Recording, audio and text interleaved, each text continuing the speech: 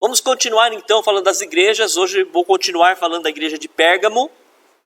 A igreja de Pérgamo, ela também teve uma correção da parte de Jesus. O nome Pérgamo significa casamento. Casamento. O nome Pérgamo significa casamento. Representando então o casamento da igreja com o mundo. Olha, vamos refletir então, igreja. A igreja de Éfeso perdeu o primeiro amor. Desviou-se.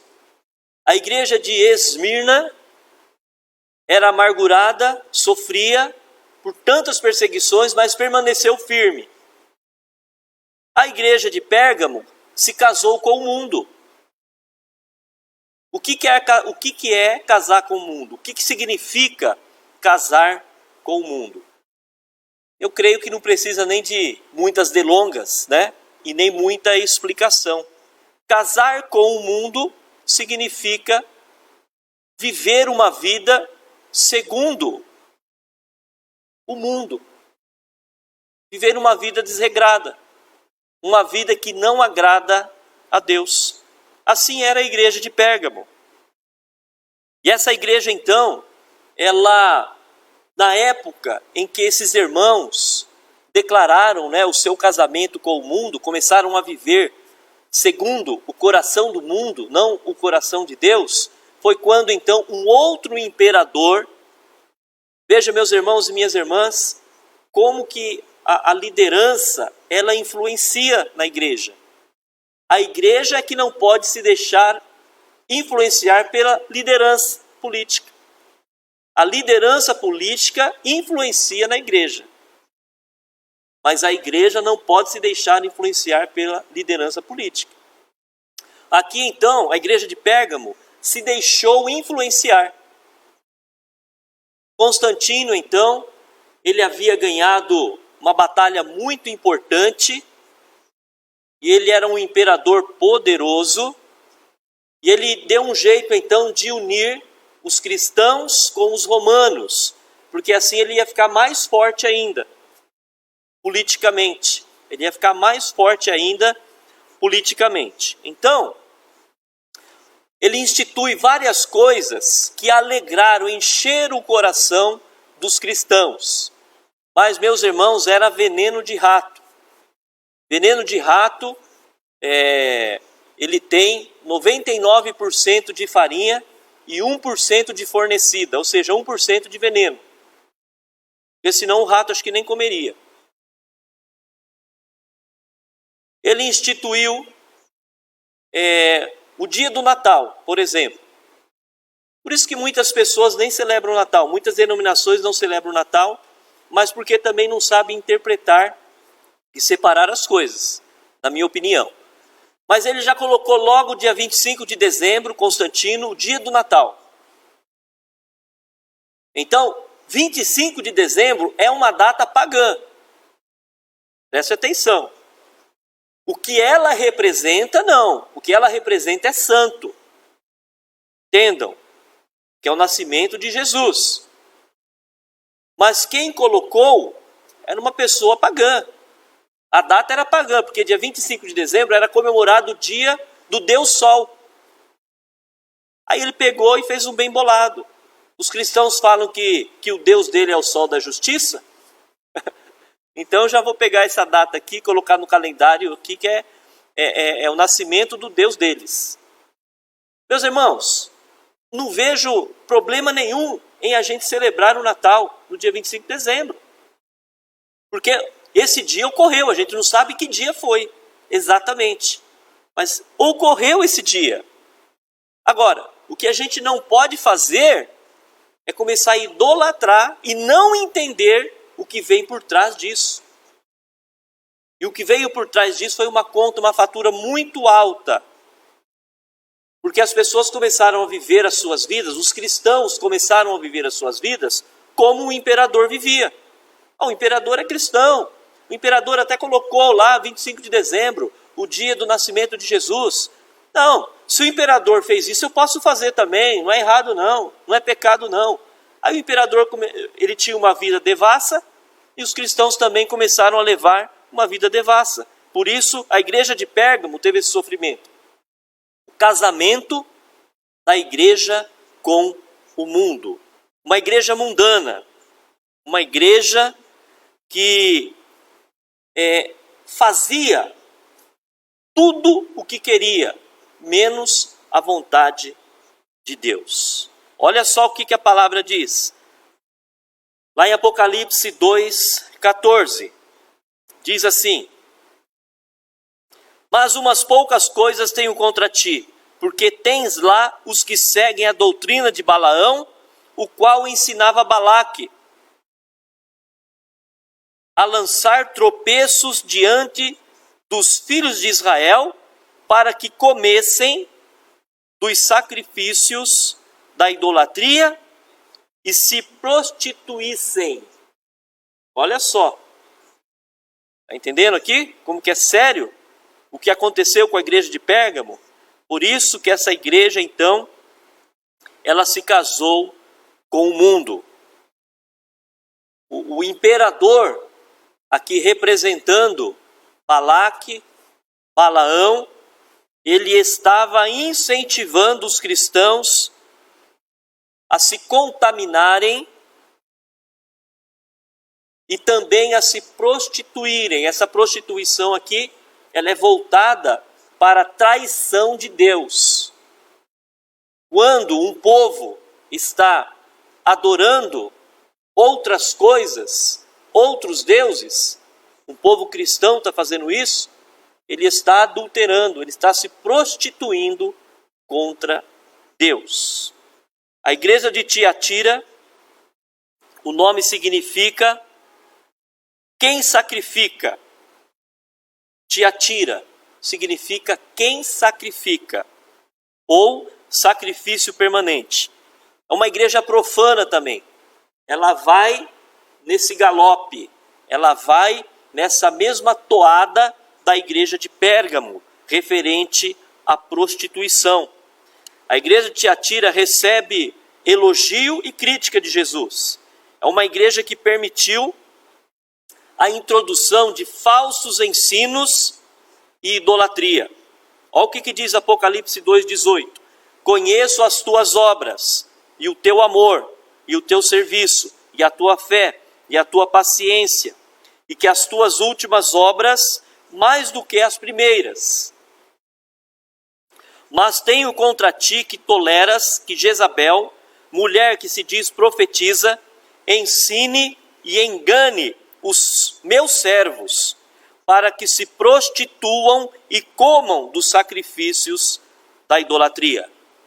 Jezabel é o nome da rainha, esposa do rei Acabe, que teria que ser um grande servo de Deus, né? Rei de Israel, mas ele se profanou também. Ele reinou em Israel de 873 a 852 a.C., Acabe. Jezabel pretendeu então abolir o culto a Deus, determinou a eliminação dos profetas de Deus, dos sacerdotes de Israel, e ela simboliza idolatria e prostituição.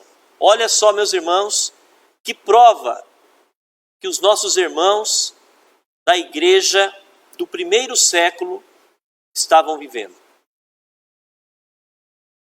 Nós olhamos do ponto de vista, o Novo Testamento, um ponto de vista do milagre. Já percebeu isso? Os evangelhos, as epístolas, Paulo. Mas aqui, queridos, essa igreja estava colada nesse fervor da igreja de Atos dos Apóstolos, né? Era uma igreja que ela conhecia, ela viveu de perto o calor de Pentecoste, muito mais do que nós. Mas, meus queridos, o culto pode estar uma bênção, pode estar pegando fogo no templo, no coração da gente, né? Uma forma ilustrada de se falar. Mas se a pessoa estiver ali e ela não se abrir para Jesus, ela não vai participar deste avivamento. Porque esses irmãos e irmãs, conhecedores da palavra de Deus, conhecedores dos milagres do Senhor, conhecedores do sofrimento dos apóstolos, cada apóstolo foi martirizado de um jeito, morreram precocemente. O apóstolo João foi o único apóstolo que morreu de morte natural. Mesmo assim, diz a história que ele foi lançado num tacho de óleo quente. E ele sobreviveu a isso. Então esses cristãos, meus irmãos e minhas irmãs, eles estavam casados com o mundo. É por isso que ninguém vai para o céu de carona. Já ouviu essa expressão?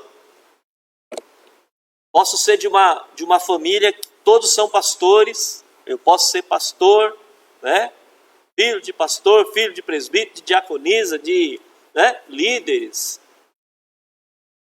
Nós não vamos para o céu de carona. Aqueles cristãos estavam ali junto com os cristãos da igreja de Esmirna. Os cristãos de Esmirna decidiram sofrer por Jesus.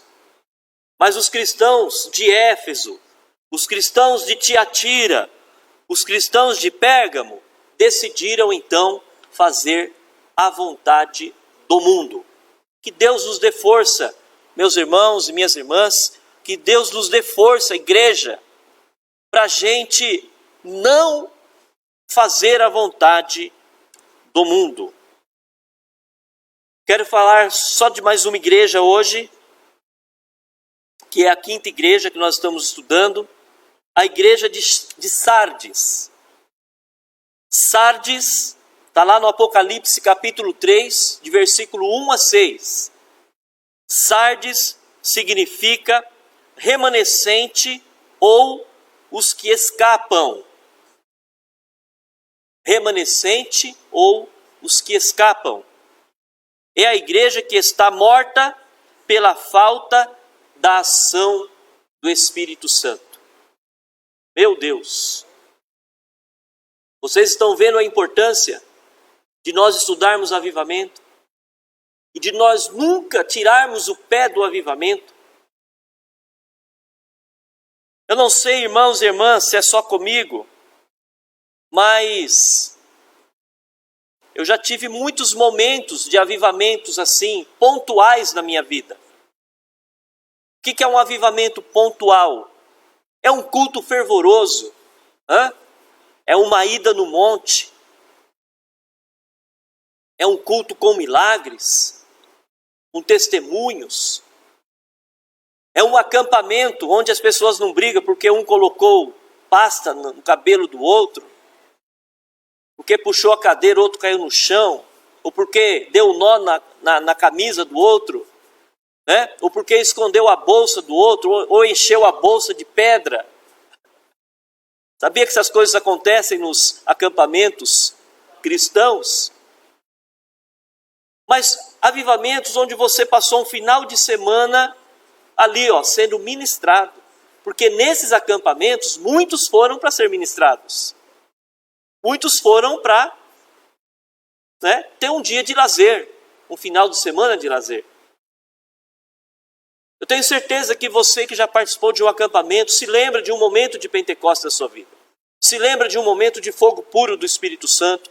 Se lembra de um momento onde você não posso mais, não quero mais nem para o quarto para deitar. Eu quero continuar louvando, quero continuar adorando. Eu quero continuar participando deste fogo, desta graça, desta bênção. Não é assim? Eu mesmo me lembro de vários momentos desses. Mas, meus irmãos, nós temos que viver constantemente esses momentos. A igreja de Sardes é uma igreja que estava morta. E eu vejo muito, meus irmãos, no século 21, a igreja evangélica, uma igreja morta. Uma igreja morta. Uma igreja que acabou perdendo a direção e o foco de Jesus. Olha o que diz então Apocalipse 3, a partir do versículo 2. Nós temos assim, ó, sê vigilante e confirma o restante que estava para morrer, porque não achei as tuas obras perfeitas diante de Deus. Olha, não achei as tuas obras perfeitas diante de Deus. Mas também tens em Sardes algumas pessoas que não se contaminaram, suas vestes, e comigo andarão de branco, porquanto são dignas. Glória a Deus. Você se lembra da palavra de domingo passado? Deus é tão maravilhoso que Ele sempre permite remanescentes em todas as gerações. Até numa igreja morta, a igreja de Sardes, uma igreja que estava ali, ó, prostrada, mas havia ali os que escaparam da mornidão, os que escaparam da frieza, os que escaparam do perecimento. Falei domingo passado que sem avivamento a gente perece. A igreja de Sardes era uma igreja que não estava buscando avivamento. É uma igreja que pereceu. Mas havia um remanescente ali. Amém? Havia um remanescente ali na igreja de Sardes. E aí eu pergunto para nós nessa tarde: há um remanescente na Ipino? Sim ou não? Há um remanescente na IPI do Brasil? Sim ou não? Há um remanescente nas demais igrejas evangélicas, cristãs, espalhadas pela face da terra? Há um remanescente. E eu não sei você, mas eu quero me juntar a esses remanescentes. Glória a Deus. Diz o versículo 3: lembra-te, pois, do que tens recebido e ouvido. Fala sobre a recepção pela igreja de Sardes da mensagem genuína do Evangelho. Então, quando a palavra é pregada, meus irmãos, é tremendo isso aqui. Quando a palavra é pregada, Deus, Ele olha para o coração de cada pessoa e sabe quando a pessoa reteve a palavra ou quando ela não reteve a palavra. Está na Bíblia aqui. Lembra-te, pois, do que tens recebido e ouvido. Aqueles irmãos, eles receberam a palavra. Por isso que eles não morreram com a igreja de Sardes, mas eles escaparam da morte, porque permaneceram firmes. Virei sobre ti como um ladrão, e não saberás a que horas sobre ti virei. Essa é uma palavra que os evangelhos falam também, que Deus vem como ladrão. E quem não estiver preparado, quem não estiver retido a palavra de Deus no seu coração, vai morrer. Vai morrer espiritualmente, meus irmãos. Apesar da importância, meus irmãos, do movimento protestante, Jesus não considerou as obras dessa igreja perfeitas. Ou seja, nós aqui, apesar do nosso momento, apesar da nossa fé, se nós não servirmos a Deus em espírito e em verdade, tudo que a gente fez vai virar palha, vai queimar.